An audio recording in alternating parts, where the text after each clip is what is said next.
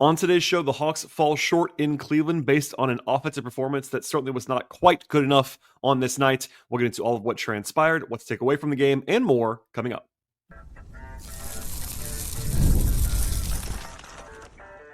You are Locked On Hawks, your daily Atlanta Hawks podcast. Part of the Locked On Podcast Network. Your team every day. Hello, friends. Welcome to episode 2093 of the Locked On Hawks podcast.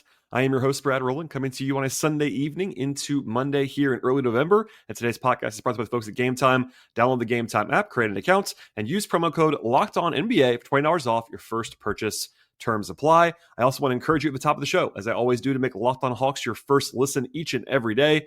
Check us out. Subscribe to the show anywhere you get your podcasts. That includes YouTube as well as all your favorite audio platforms, Apple and Spotify, etc. We had an emergency podcast on Saturday evening with the Trae Young injury news coming out. So that was a bonus episode of sorts.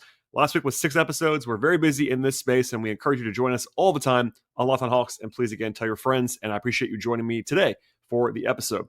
The Hawks were in Cleveland this evening. I was in the building for that one. The Hawks fell short 117-109 at the hands of the Cavs in this game, and we'll break this game down in depth. But Atlanta falls to 3-4 on the season. Kind of an uneven start for the Hawks, certainly overall this year, but nothing catastrophic. It was, of course, the second game without Trae Young since he went down. And for the Cavs, no Darius Garland, no Jared Allen, Max Strus, Sam Merrill, all unavailable in this game. With that said, Atlanta was still a 6.5-point underdog, according to our friends at FanDuel Sportsbook. So basically, this game played out in a way that was pretty close to what the projection was, at least in the betting market, which is not gospel, but usually a pretty good indicator of a projection before the game starts. But the Hawks dug another big hole early on. There's 3 games in a row. They've done that. They got out of it once again, showed some resilience. They led multiple times in the second half, but then also yielded a 10-2 run late in the game to, I would say, that ultimately decided the outcome by the end. But, the Hawks did not play poorly in this game overall. We'll get into what they did do, what they kind of did not do well in this game, what some pretty encouraging signs were along the way as well. But it's a loss for the Hawks, and they're 3-4 this season. Now, as far as breaking down what transpired in a big picture sense, I won't relitigate everything that I said on the show yesterday, but I would certainly encourage you to listen to the breakdown in emergency fashion of Trae's injury and the impact that it might have on the Hawks. But there are a lot of things I mentioned on the show yesterday that kind of mirrored what happened today to some degree. Not exactly, but certainly in the realm of possibility, in the ballpark, we'll say. And really broadly, I would say there's every reason to believe that the Hawks can play really good defense without Trae Young.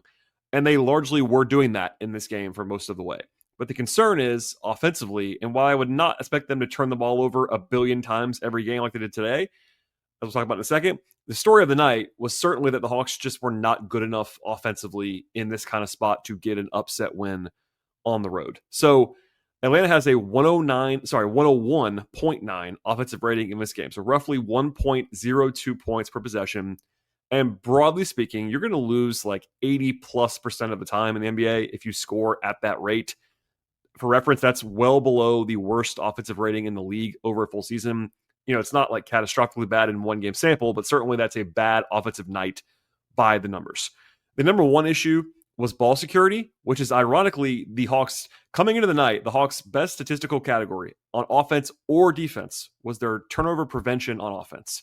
And today, their number one issue on offense or defense was exactly that same category. So it's kind of strange. But everyone echoed that after the game. Quinn Snyder, the players, everyone agreed they cannot turn the ball over as much as they did in this game. And that was pretty obvious if you were watching what happened. So we'll come back to it later. They had their worst ball security quarter of the season. In the first quarter of this game, they had 9 turnovers in 12 minutes, just kicking the ball around in big-time fashion there. They ended up with 23 turnovers, which is their highest of the season by a lot. And again, they were number 2 in the NBA in turnover rate this year coming into the night. And let's just say they're no longer number 2 in the league after today. And it wasn't just one player. It was equal opportunity. All 5 stars had 2 turnovers or more. Okongwu had 4 off the bench. It was basically everyone to some degree. Now, I'm not going to do this every time we talk about the Hawks for the next month plus, but this is a good opportunity to kind of go through, people have a hard time understanding this, but Trae Young commits a lot of turnovers, right? And he has for a long time. And I always mention this, but the league leaders in turnovers are basically all star players, which is natural. But for 6 seasons in a row, the Hawks have had a better turnover rate with Trae on the court than Trae off the court. Even with Trae making individual turnovers, it's usually a pretty stark contrast to the positive in ball security when Trae is out there. And it's because he has the ball a lot. And basically, Quinn mentioned this. He talks about Trae being high usage, which actually I'll play an answer for you later on in the pod. But also, guys, there's a lot of passing, less individual creation. I get there's a lot of positives to that along the way. But again, I don't believe the Hawks are going to have this many turnovers. 23 is a crazy amount, but it is an area to at least watch over the next few weeks without Trae, because there's not that number one kind of leading force to soak up usage, basically. Again, this is an outlier game, but still. The other major offensive issue in this game was three-point shooting, both accuracy and also volume, importantly. They were 6 of 23 from 3 in this game. That is not close to enough attempts, and they shot 26% from 3. Now, on the rewatch, they passed on a few, I would say, but Quinn didn't seem too worried about the process of it all. I asked about that after the game. He pointed to these two teams being very different, which is certainly true. The Cavs took 57 threes in this game. That disparity is a wild one. That's the way they play, but still, they shot better than the Hawks did, generally speaking. But the Hawks ended up with as many turnovers, 23, in the game as 3-point attempts. That is a very, very, very bad sign in the modern NBA. Because even if you're not a take a lot of threes person, the league has gone in that direction. The math goes in that direction. You don't have to take 50 in the game, but taking 23 in a 48-minute game is a very low number in the modern NBA. And then to turn the ball over that much, it's not a mystery why the Hawks are bad offensively in this game with that formula. On the bright side, there was a good indicator on the Hawks being good inside the arc in this game, like they were on Friday. They shot 61% on twos. They had 60 points in the paint. They took 35 shots at the rim. All those are really good numbers. Cleveland is obviously better defensively on the interior than Brooklyn is. Brooklyn is and Indiana are, for example, in recent days. But the efficiency was down from where it was in Indiana on Friday. That makes sense. But the Hawks did continue to put pressure on the rim. I mentioned on Friday, the Hawks, the light came on, hey, they can't stop us at the rim, and they attacked that. That's a good sign. It wasn't quite like that today, but it was good process, generally speaking. They also had 35 free throw attempts. Good number there as well. Now, they missed 10 of them. That's not as bad as it seems, but they shot 71% from the free throw line. That's not as good as you want it to be. Obviously, every time you start to add, for instance, I had someone saying, you add 10 points, they win the game. Yes, if the Hawks shot 35 for 35 from free throw line, they would have won. That's not realistic, but they could have made a few more and been in line with their norm at the line, and that could have been important. So I'm not glossing over it. You don't want to miss 10 free throws in the game, but also it wasn't crazy outlier bad either. Just a lot of attempts basically. So I'll say the same thing I said in the other direction on Friday. So if you listen to the show on Friday, I encourage people not to overweight that game because the Hawks played really well. They were playing a overmatched opponent, I would say, and a lot went right on offense in particular. I would say the same thing in the other direction here. I would not assume now that the Hawks just can't score. I saw a lot of that today. On Friday, it was the Hawks have no issues on offense without Trae Young. That's not what I would say after one game. Tonight, I think this is not outlier, but certainly a below where you would expect the Hawks to be. Even if you're skeptical of the Hawks offense without Trae Young, this is going to be worse than usual, I think. So finding the middle ground, finding the context matters. I think they're going to have a better than a 102 offensive rating in this 4-6 whatever week stretch without Trae Young. But there'll be nights when it's tough, and this was one of those nights. That's what I say about the offense. Now, on the positive side, defensively they were good in this game. Now, they weren't elite, but they were really good through 3 quarters. They had a 109 defensive rating in the game. That's very good. Even with the Cavs missing some guys, they run good stuff. They take a lot of threes. The Hawks held up pretty darn well defensively in this game. On the positive side, Quinn praised their half-court defense quite a bit in postgame, and I agree with that. They had an 83 defensive rating in the half-court. That's an excellent figure. There were still some transition issues in this game, but in fairness, a lot of that is tied to having 23 turnovers. You don't want to have that happen to you. You had, give up 12 steals, all those things. That puts your defense in a bad spot for sure. They did force 18 turnovers in this game. That's good. They had a league average defensive rebounding game, which is actually not great, but it's much better than they've been so far this year. For example, they allowed a ton of threes, of course, in this game, but a lot of that's kind of opponent-based. In the fourth quarter, though, it was not great. They allowed 39 points in the fourth, about 1.3 points per possession. That's not good. Some of that was Cleveland making 7 threes, and they made some tough looks in the fourth quarter. But the Hawks also leaned into a closing lineup that had both Kennard and Porzingis in it, which is basically, other than maybe having Vede out there, their worst defensive group that they could have played. So they leaned into offense. They did score well in the fourth quarter, at least better in the fourth quarter than they had the rest of the game, but they kind of mortgaged their defense a little bit in the fourth, and that definitely showed up on the stat sheet. They played some drop late in the game that I didn't love, for example. But regardless, it was an encouraging defensive performance. It was a mildly discouraging offensive performance. But in the end, there's no great shame in losing a competitive game on the road in Cleveland. Like, I know they're shorthanded to some degree, but still, that's not a crazy result. It's that, on a night when the Hawks didn't turn the ball over 23 times, they would have been right in the game. And they were in the game. This is a game that was like a 3-point game in the last like six minutes of the game. Like they were right there. So not one that I would turn the tables over as a Hawks fan, but also one that, I could see some frustration for sure, because offensively it was a tough watch at times in this game for sure, and they'll have to figure that out a little bit more moving forward. All right, more to come on this podcast when it comes to how this game unfolded, my takeaways, my analysis, some player evaluations, and more. It's coming up in just one moment.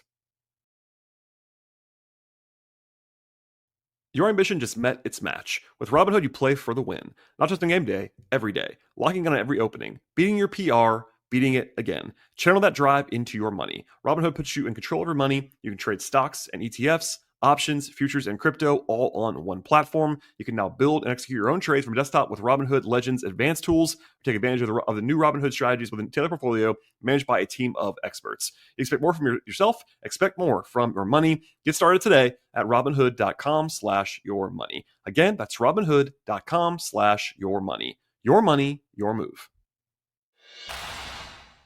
Basketball's officially here now. Nothing actually beats being in the arena for those opening games. Really, the whole season in the NBA is fantastic. Let's be real, though.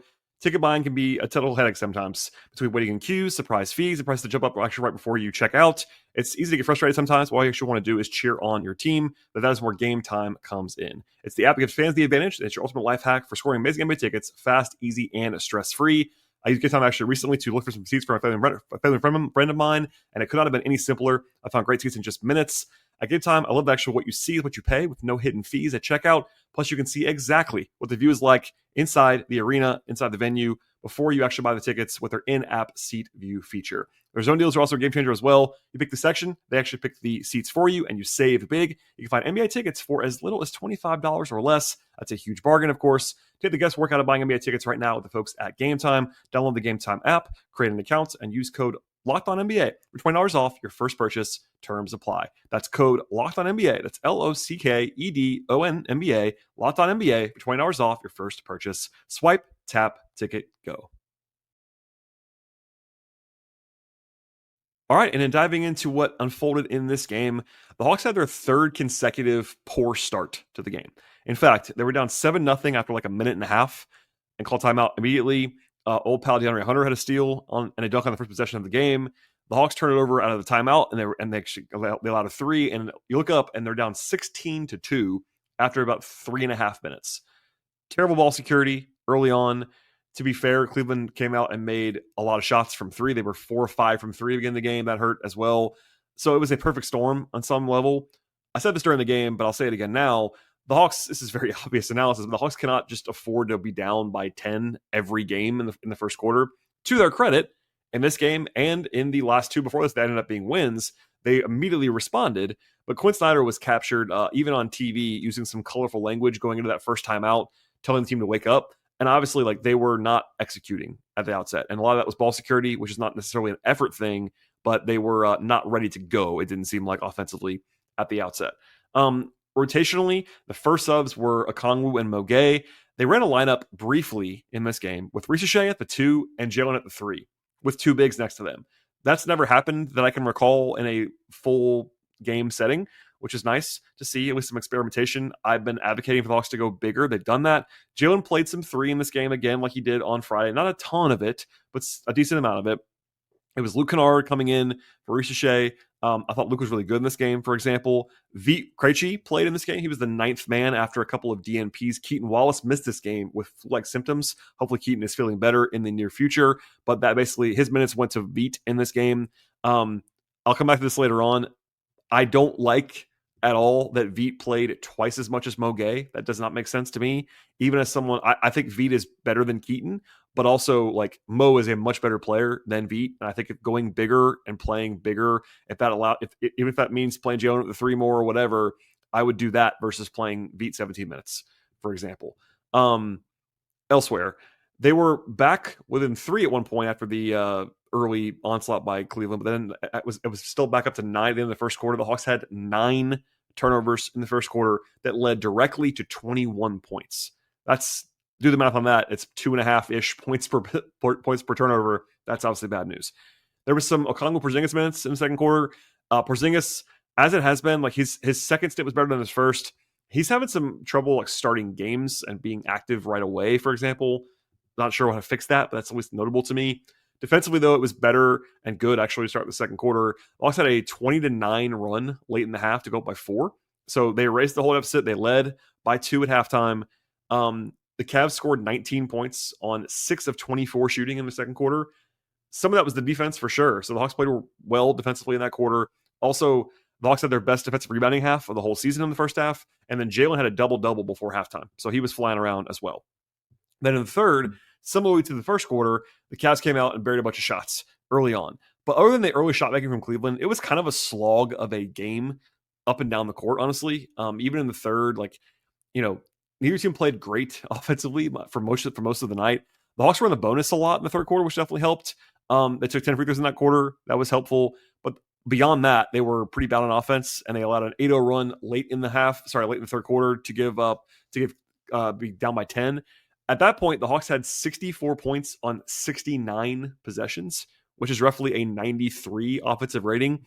It was better after that, but for 2.75 quarters, it was pretty dire, like ugly stuff offensively. But then they answered with their own run at the end of the third quarter. An awesome dunk by Mo Gay that made the rounds. That was a fun play.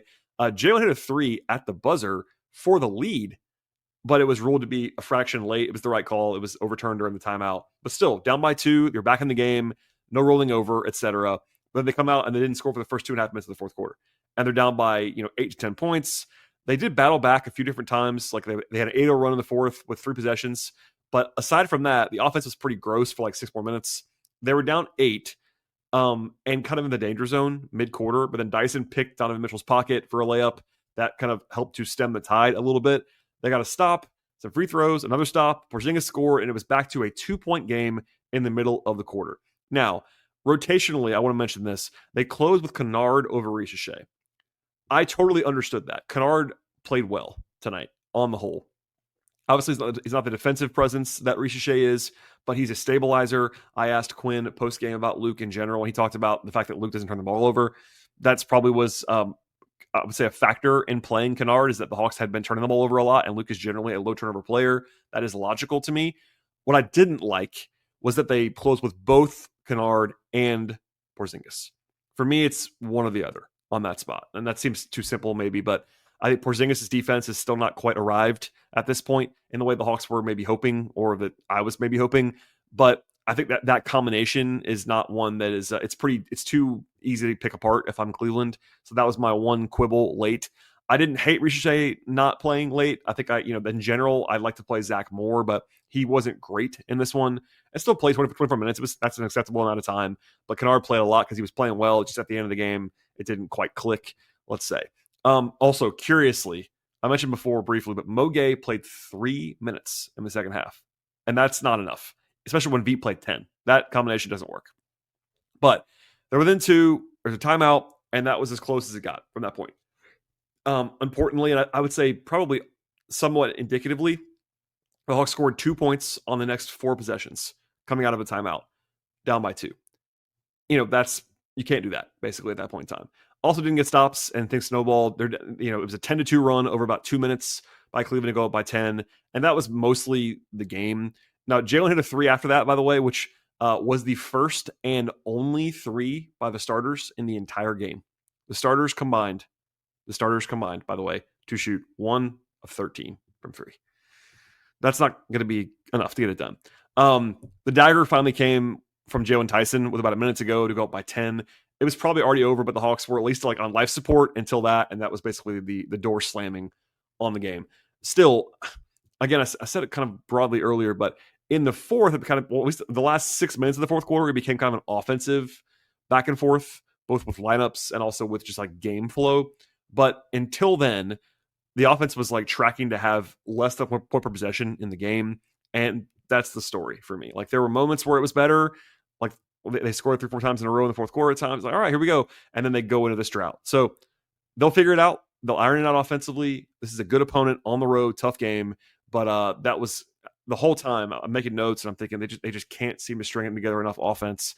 And that was borne out in the numbers, borne out on the rewatch on the film, borne out in real time. All of that was there. And we'll get into more of that when it comes to the player stuff in just one moment.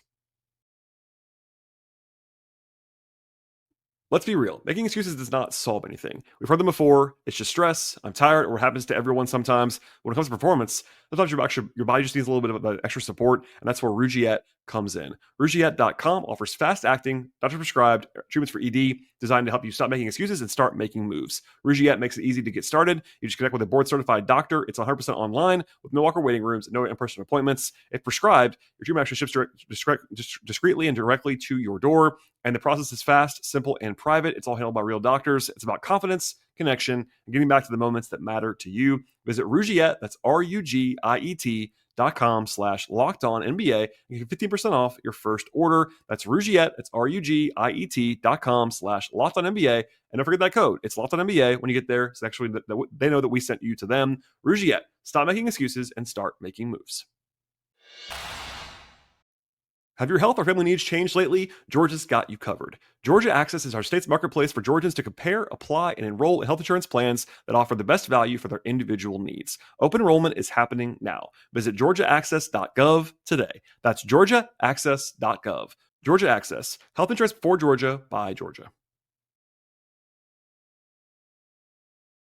All right, before I dive into the player stuff from this game, if you missed it, again, I did the emergency podcast on Saturday evening. At that point, though, the Hawks had not said anything about Trae Young other than just announcing the timeline and all of that. The one public comment I wanted to share with you is that Quinn was asked by Yomasuk of ESPN before the game on Sunday about Trae. And because it was the first kind of on-record comments about Trae since the injury and the update, I wanted to pass that along to you. Plus, I thought Quinn gave some pretty interesting insight about how they might approach this time, about Trae, all that stuff. So here's what Quinn had to say when asked before the game on Sunday.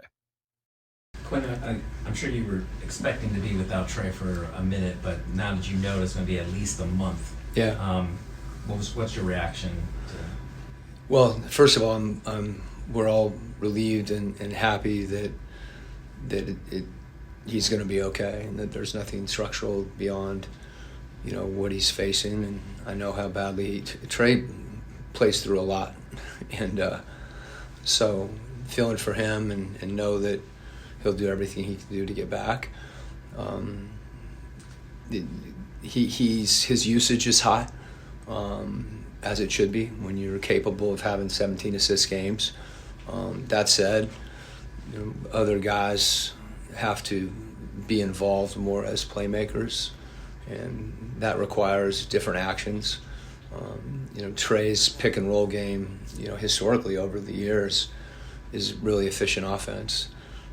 And we won't have someone playing that way, although we'll still play pick and roll. I think it's even more important for us to run. And in the half court, we've got to, I was saying, we want to play fast in the full court and play quick in the half court. I think that's the biggest thing for this group is the ball, can't stop. We've got to make quick decisions and trust each other and be able to find advantages, in different ways. All right, so that is what Quinn had to say before the game. Again, I won't talk about Trae all the time, but I thought because it was the first comment and the only one about Trae specifically and the injury and the reaction to that, I want to at least share it with you late in the podcast. And it informs how you watch this game as well and how the team's going to operate and all that. So an interesting answer from Quinn on the record. And there you go. As for the guys who played in this one, it was 9 guys that played. Again, Keaton Wallace out with flu-like symptoms in this game. So I think Keaton will still play when he is healthy, but we'll see how that goes as soon as Tuesday. In the meantime, Mo Gay played 8 minutes, 4 points, 3 rebounds, +5. Mo's offense was a little bit shaky, but certainly his one field goal was a massive dunk, so that was fun. Defensively, he looked good to me. I'm not sure why he didn't play more, to be honest. Like, I thought that they kind of turned the corner on that. I'm not saying Mo has to play a ton, especially because, the reality is they do have Jalen, Porzingis, and Okongwu. Like, there are only so many minutes available for Mo Gay, so I don't want to say he's going to play 30 minutes a night, but I think that it is a red flag to me that he would play 8 minutes and Vit would play 17. And I know they're not in the same position. I understand that, but there are guys that can scale up and scale down to where you shouldn't be playing. And listen, if he was cooking, I would have said, that's fine, but he wasn't. So that allotment of minutes does not make sense to me, but I thought Mo was fine when he played. Speaking of Vit, 17 minutes, 3 points, 2 rebounds, an assist, 3 fouls. He was the only player that didn't have a turnover in this game. He was -4. Vit didn't play great. He at least took 4 threes. I will say that about Vit. Vit will bomb, and the Hawks do need that a little bit right now. But beyond that, I don't think Vit played very well. I think defensively he was shaky, and then only 1 of 4 from 3. So I do think Vit should maybe play some right now, given the way that the rotation is available without Trae, and obviously without Keaton, it made total sense for Vit to play a little bit in this game. But I would have leaned more towards Mo and some bigger guys than to play, especially in the second half. I didn't think Vit was giving them much, and he played a lot. I thought actually coming out of halftime, he might not play at all in the second half. Because Quinn will do that sometimes where he'll chop the rotation down to 8 in the second half. Instead, he played more, which that I didn't quite understand. Anyway, elsewhere, Luke Kennard, 32 minutes, a Hawks high for him, 15 points, 2 rebounds, 2 assists, a steal, +5. I thought Luke was very good overall. Actually had some good defensive reps against Donovan Mitchell, even in space. Asked about that after the game. He said, he pointed to, I think this is how guys think when they lose, to a play that he actually didn't make late in the game, which is true. It was a bad play by him defensively, but I thought Luke played a really good game and showed some of what he can do. I thought he was really positive impact, not just in the plus minus, but shot the ball when he should shoot it. Was aggressive. He talked about it after the game, like staying aggressive, being encouraged to be aggressive. I certainly need that to happen if I'm the Hawks, but I thought he played well. He was one of the brighter spots in this game. Okongwu, 7 points, 5 rebounds, 2 assists, 4 turnovers is kind of weirdly bad for Okongwu. Also only 1 of 5 on 2s. Not his best night. I think his defense was better than Porzingis's, for example. I probably would have closed with Okongwu, to be honest with you, but I didn't think it was crazy. Just what I said before, not pairing Luke and Porzingis together. But I thought Okongwu was probably better than the numbers indicate, but not a good night necessarily by his normal baseline. Nickeil Alexander-Walker didn't shoot it well in this game. 16 points on 16 shooting, so not terrible efficiency, but a lot of it was the free throw line. He got to the line 11 times, but he was only 3 of 11 from the floor, 0-4 from 3. Did have 5 assists, but 5 turnovers. Like, he was kind of just a little bit overindulgent in this one. It's a fine line because Nickeil needs to be aggressive. They need him to be aggressive, and him playing a lot makes sense. But offensively, he was a little bit too sped up in this game, and I'll leave it there for now. Dyson Daniels had his second straight pretty good game offensively after a really rough start offensively in the first 5 games. He's now had back-to-back solid, efficient performances. 18 points on 12 shots tonight. Did have an airball free throw. I don't know what's going on with him at the line. Like, it's never been good, but it's in his head right now, I think. But he was 2 of 4 from the line, but he was 8 of 11 on 2s, getting to the rim, etc. 4 rebounds, 3 assists, 4 steals. I thought Dyson was a positive pretty clearly in this game. Porzingis, 15 points, 12 rebounds, 5 assists. Still has moments offensively where he's like a guy that, very few guys can do what he can do offensively. He was 0-4 from 3. I don't have much of an issue with him offensively at all. Like, he's not shooting the ball extremely well at times right now, but I think he's playing well offensively. I think his defense needs to be better. I would imagine if you gave truth serum to the Hawks, they'd say the same thing, but it's been a little bit sluggish. I'm not sure if it's a personnel thing or just a figure it out thing or whatever, but I think he'll have stints where he's really good and stints where he's not, kind of not. So 28 minutes, like, I thought he was fine overall, but defensively not his best work for sure. Zachary Richichet, 8 points, 5 assists, 2 rebounds, 3 steals.